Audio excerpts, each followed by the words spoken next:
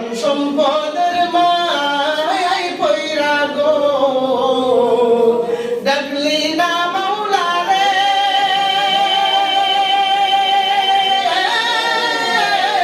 আল্লাহু আকবার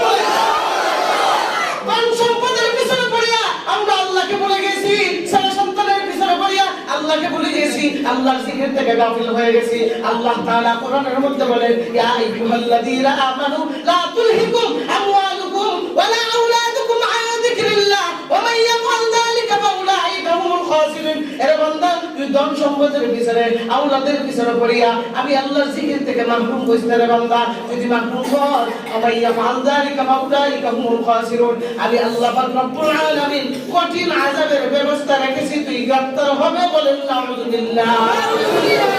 ধন সম্পদের মায়ায় পয়রা গো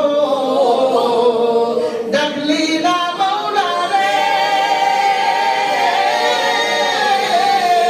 কি